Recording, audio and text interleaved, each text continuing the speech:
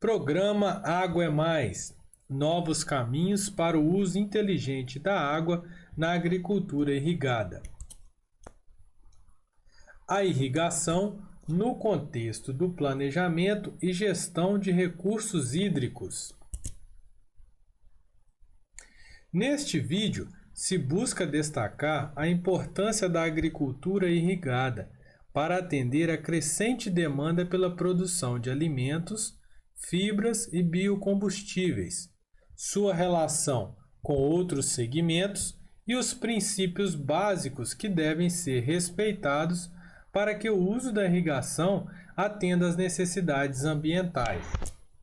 A água é elemento essencial para toda atividade humana, possuindo como principais usuários o abastecimento humano, a dessedentação animal, abastecimento industrial, irrigação, gestão de energia, navegação, diluição de efluentes, conservação ambiental, lazer e outros.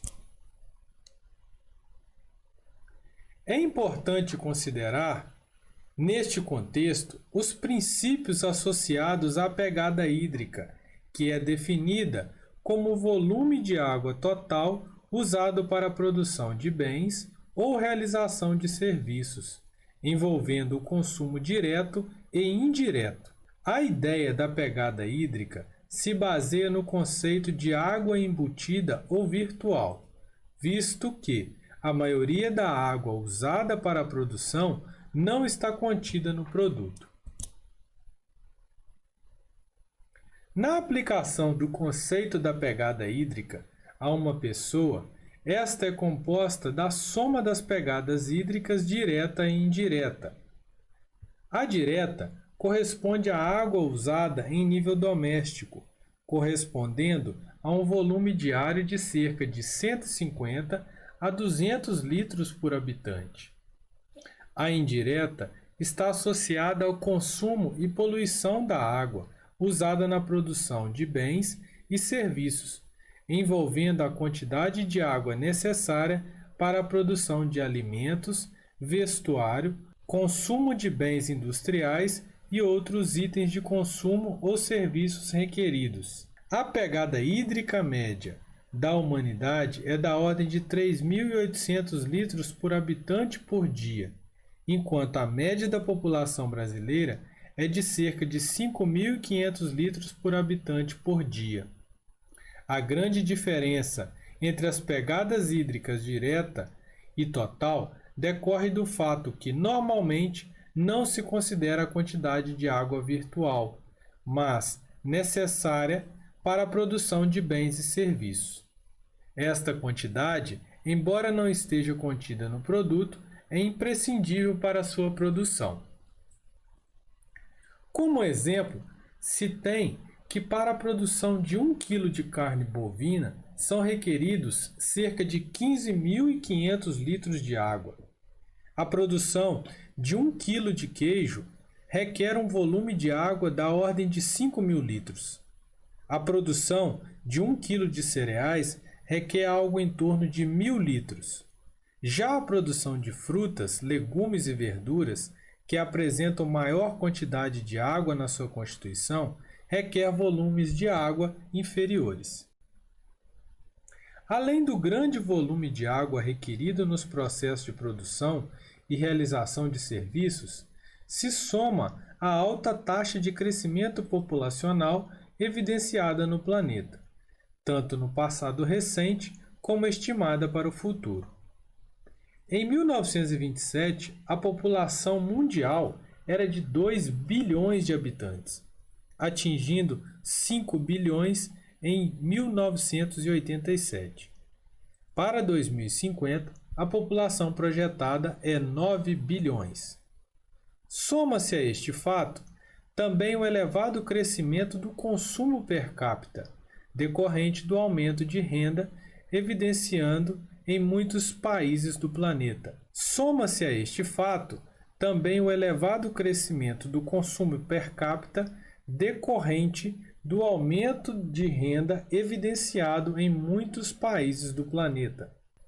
Todos estes fatos fazem com que a garantia da segurança alimentar constitua um grande desafio para atender à necessidade do aumento da produção de alimentos, estimado em 60% até 2050.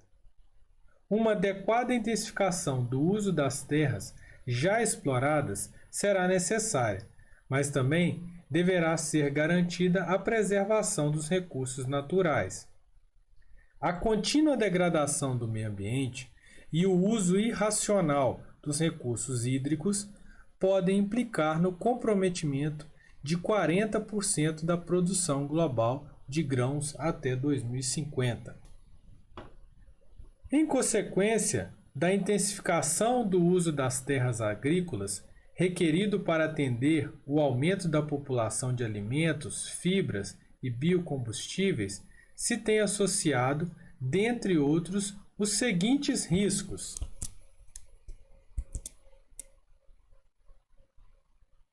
O aumento do processo erosivo, assoreamento dos mananciais hídricos, escassez hídrica. A escassez ocorre quando a disponibilidade é insuficiente para atender às demandas e manter as condições ambientais necessárias. Em muitas situações, principalmente urbanas, a escassez pode decorrer de aspectos qualitativos. Para sua caracterização, é necessário o conhecimento das disponibilidades e demandas, sendo que duas situações podem ser identificadas. A primeira corresponde a condições caracterizadas como a fio d'água, quando é essencial o conhecimento da disponibilidade dita natural e quantificada pelas vazões mínimas. Na segunda situação, com regularização, a disponibilidade hídrica a ser considerada é a potencial, representada pela vazão média. Nas condições a fio d'água, se tem que a vazão permissível para o uso equivale a uma percentagem da vazão mínima possível de ser destinada aos diversos segmentos usuários, sem que haja prejuízo da manutenção de uma vazão remanescente no rio, capaz de assegurar uma condição ambiental satisfatória. Neste contexto, é importante destacar o potencial representado pelo uso das vazões mínimas sazonais. Nas condições de regularização, se tem que a vazão permissível para o uso múltiplo equivale a uma percentagem da vazão média. Nesta condição, se acumula água no período de maior disponibilidade para o uso nos de déficit. Somente é recomendável destinar água para novos usos se a disponibilidade ainda existente for suficiente para atender às demandas vigentes. A escassez pode estar associada tanto a situações em que haja redução da disponibilidade, como ao aumento da demanda. Assim, embora muita ênfase tenha sido dada às variações na disponibilidade hídrica decorrente das mudanças climáticas, fato, aliás, muito importante, esta análise deve ser também acompanhada da consideração do aumento das demandas. Para exemplificar o potencial que o uso da regularização de vazão tem no aumento da disponibilidade hídrica, se representa para a subbacia do Entre Ribeiros, afluente da margem esquerda do rio Paracatu, principal contribuinte do rio São Francisco, a distribuição das relações entre a vazão média e a Q710 ao longo da hidrografia. Esta relação varia de 8,3 a 9, mostrando o grande potencial que a regularização apresenta para o aumento do potencial de exploração econômica da água na bacia. O uso de reservatórios de regularização tem, entretanto, efeitos adversos, que também devem ser considerados na tomada de decisão pelo seu uso, a fim de reduzir os impactos decorrentes da construção destes nas condições ambientais da bacia e até mesmo do impacto que pode advir da inundação de áreas utilizadas ou com potencial de uso. O emprego generalizado desta prática, sem a devida consideração dos seus prós e contras, não deve ser realizado. Uma vez decidido o uso da regularização de vazão, o tipo de reservatório e o dimensionamento correto deste constituem etapas essenciais para minimizar os seus custos de implantação e os impactos advindos da sua construção. Relatório da ONU, publicado em 2009, sobre o desenvolvimento dos recursos hídricos, indicava que 275 milhões de hectares eram irrigados, correspondendo a cerca de 20% das terras cultivadas, e os quais garantiam aproximadamente 40% da produção agrícola mundial. Com esta informação, e em diversas evidências reportadas na literatura e no cotidiano, se pode dizer que a irrigação consiste na prática tecnológica que, quando bem usada, permite o maior aumento de produtividade com o menor impacto ambiental e o menor risco à saúde humana. Falar em bom uso da irrigação não está associado apenas ao aumento da eficiência dos sistemas de irrigação, mas, sobretudo, ao seu emprego em locais em que a disponibilidade é suficiente para suprir a demanda. A não consideração da efetiva disponibilidade de água é uma questão que não interessa a ninguém. Não interessa ao meio ambiente, que pode ser prejudicado por retiradas maiores que aquelas permissíveis. Não interessa ao irrigante, que terá um alto risco de desabastecimento nos períodos de maior demanda de água pelas culturas. Não interessa à sociedade e não interessa aos órgãos gestores, que não terão o aumento do quadro de conflitos pelo uso da água. O aumento da eficiência do uso da água pela irrigação também tem que merecer atenção especial, devendo esta meta ser buscada não somente pelo emprego de práticas de manejo de irrigação adequadas e que aumentem a eficiência do uso da água pela irrigação, mas também pela utilização de medidas que permitam maximizar o aproveitamento da água em locais em que esta seja o fator restritivo à produção agrícola, como a utilização da irrigação como déficit, a consideração de vazões permissíveis para outorga variável ao longo do ano, a regularização de vazões e até mesmo pela adequação do calendário de cultivo. A quantidade de água usada pela irrigação depende da área irrigada e da demanda de água requerida pela cultura, expressa pela sua evapotranspiração, pelo volume de água que é suprido pela precipitação e pela eficiência com que a água é utilizada. A demanda evapotranspirométrica está condicionada à cultura, ao seu estágio de desenvolvimento fenológico e às condições climáticas. A título de exemplo, vamos quantificar a demanda associada ao consumo de 1 hectare irrigado em uma condição em que a lâmina diária requerida é de 5 mm por dia e sem nenhuma suplementação pela precipitação, por um sistema de irrigação com 85% de eficiência. Para esta condição, se tem que a lâmina a ser aplicada, visando compensar o efeito associado às perdas decorrentes do sistema de irrigação, é de 5,88 mm por dia, o que equivale a um volume de água requerido de 59,15 metros cúbicos por hectare por dia. Para proceder à análise comparativa com o uso de água necessário em nível domiciliar e considerando um consumo per capita de 200 litros por habitante por dia, se tem que o volume necessário para irrigar 1 hectare equivale ao volume consumido por cerca de 300 pessoas.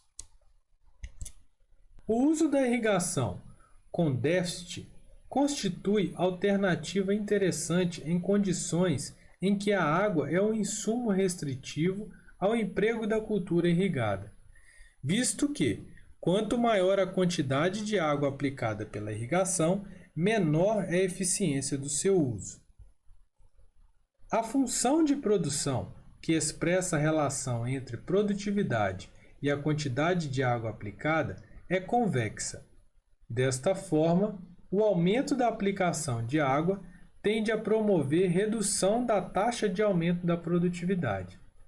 Se a aplicação de água for em excesso, a produção tenderá a decrescer. Considerando a relação de equivalência com outros produtos, se tem que a demanda associada a um hectare irrigado, considerando uma lâmina requerida de 5 mm por dia, sem suplementação hídrica pela precipitação e com eficiência de irrigação de 85%, equivale aos valores mostrados. O consumo equivalente a 1 hectare irrigado corresponde em termos de volume de água necessário ao usado na dessedentação de 1.183 bovinos ou 4.732 suínos, ou ainda para suprir as exigências requeridas por cerca de 6 galpões de 25.200 frangos. Em relação às demandas industriais, se tem que o consumo de água para suprir 1 hectare irrigado seria suficiente para a laminação de 1,44 toneladas de aço, para a produção de 16,9 toneladas de tecido, 770 quilos de açúcar, 2,96 toneladas de conservas, ou para o processamento de 19,72 bovinos abatidos. Assim, em condições de escassez hídrica, deve ser feito um planejamento mais criterioso do uso dos recursos hídricos, à medida que a destinação para uma finalidade corresponderá à abstração para o emprego em outros fins. Essas relações acabam por definir padrões diferenciados do uso da água, conforme o grau de desenvolvimento econômico de quem a usa. Segundo publicação da Unesco, a proporção de uso entre os diferentes segmentos usuários em nível mundial é de 8%. Segundo publicação da Unesco, a proporção de consumo entre os diferentes segmentos usuários em nível mundial é de que 8% são destinados ao uso doméstico, 22% ao industrial e 70% ao agropecuário. Nos países de alta renda, essa proporção é de 11% para o uso doméstico, 59% industrial e 30% agropecuário. Enquanto nos países de média e baixa renda, a proporção é de 8% para o uso doméstico, 10% industrial e 82% agropecuário. Estes números indicam que, embora o uso para suprir o abastecimento doméstico seja prioritário, o maior consumo global de água é pela irrigação, mesmo que a maior área de produção agrícola mundial seja de sequeiro. Nos países de alta renda, entretanto, a carência dos recursos hídricos para atender todas as demandas requeridas gera um uso prioritário para o atendimento das demandas domésticas e o uso industrial, capaz de lhes gerar maior renda por volume unitário de água. Os países de baixa renda, entretanto, apresentam uma tendência oposta, destinando 82% ao uso agropecuário. Estes fatos indicam a baixa capacidade dos países de alta renda para atender às demandas crescentes pela produção de alimentos, fibras e biocombustíveis, o que mostra o grande potencial dos países de menor renda para suprir essas necessidades, sobretudo pelo uso da irrigação, que permite agregar expressiva produtividade sem grandes impactos, desde que usado da forma adequada. O Brasil se insere neste contexto como uma grande fronteira para o suprimento dessas demandas crescentes, não só pelas condições de solo e clima, mas também pela disponibilidade hídrica.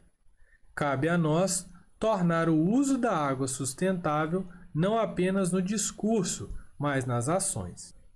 Pelo conteúdo apresentado, se pode evidenciar alto potencial do uso da irrigação para atender às demandas crescentes pela produção de alimentos, fibras e biocombustíveis.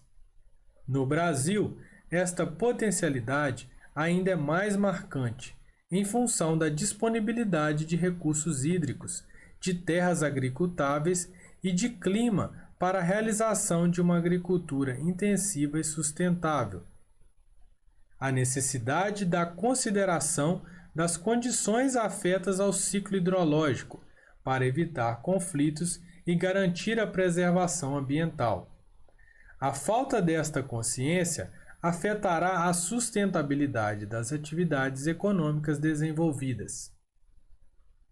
A água é sim um recurso natural renovável, entretanto não na taxa de renovação que queremos ou imaginamos.